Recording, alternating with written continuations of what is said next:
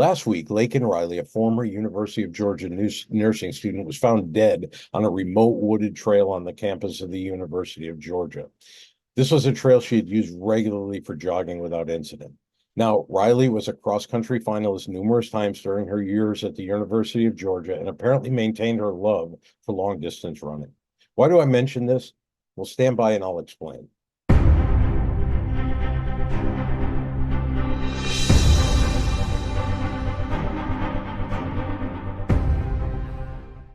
So first, let me make it clear that by discussing the details of this murder does not by any means mean that I'm victim blaming, although I may come across that way because the first thing that I will tell you is that this is being called a crime of opportunity, which means that the perpetrator had no plans of committing this murder or victimizing Riley, and likely no one else either. However, the circumstances, a female running alone on a wooded trail in a remote area and no one around, rang a bell in this guy's head. This brings me to my first point. Do not go out jogging alone on a remote trail. I mean, come on. Riley had probably heard this more times than she could count, yet she still did it anyway. Why? Because that was supposedly a secure neighborhood. She had been out alone on that trail over and over again without any sign of danger or concern. And she was right. It was a very secure area until the last time she went out jogging, at which point it became about as dangerous as it could possibly become. She was murdered. Next contributing factor, she never in a million years believed that this could or would happen, or anything even remotely close to this would happen. And as a result, she never did anything to avoid or prepare for the possibility of this danger. And then it did happen, and the consequences can't be reversed. So let me say this again. Do not go out by yourself, and many times not even with others, into remote areas where you can be victimized. This is a very basic yet critical rule of thumb when it comes to security. And this means, again, no matter how secure you think the area may be and how secure it's been, because it doesn't mean nothing will ever happen or can happen. Now, I'm not sure of the circumstances and how this played out. However, I can tell you with great degree of confidence that Riley likely allowed her attacker to violate her personal space. How do I know this? Well, she was a top competitor in cross-country running. Now, look up her attacker. Does this guy look like someone who could outrun her or who would have caught her had she not allowed him to get into her personal space?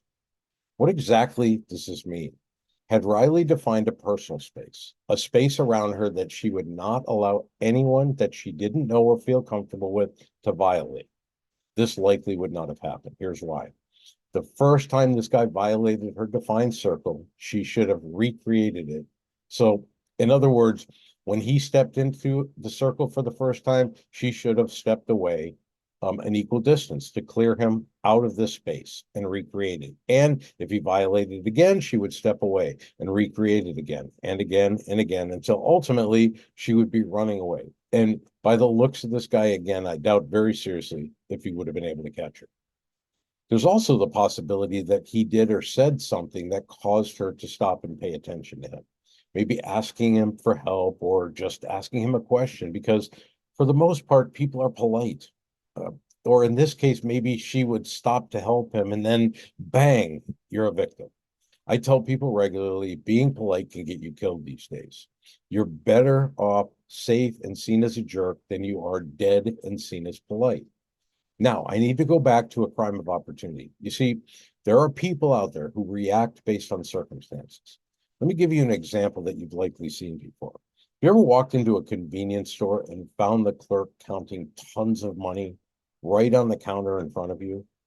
Do you know how often robbers will explain that they had no thought of robbing a place until they were tempted by all the money right in front of their face and had quick and easily accessible a means to an exit? Don't create crimes of opportunity. You know, the real problem with Riley and almost every other incident which someone is victimized is a lack of what I call the foundation of the foundation of true security. They lack a true belief that they can be victimized and therefore do little and mostly even nothing to ensure that they won't be victimized. Think about that. If, for example, Riley truly believed that this could have happened, I guarantee you she wouldn't have been there in the first place and would have been prepared. And this is the same for almost every other incident that creates a victim. And this is far too common a problem these days. My guess is that Riley was never in her life spoken to about the need to be concerned about her security. My guess is that her parents, like so many, were never concerned about their own security, and therefore they never spoke with her or, by example, showed her that security should always be of concern and how to be alert, aware, and respond to potential threats. This is a significant reason why so many college age, mostly females, are victimized because they're hidden from the fact that there are bad people and things that may want to and will hurt them. They're sheltered and protected, and all through childhood have no need to be alert to what bad things, people, and threats look, sound, and act like. So they don't know a threat when they see one, even if it's right in front of them. They're very naive. Bad guys know this, and as a result, prey on them. There's more to this, but that will be for another lesson. So, a couple of things to take away from this. Number one, you have to believe that it can happen and do something to prepare. Number two, don't create a crime of opportunity.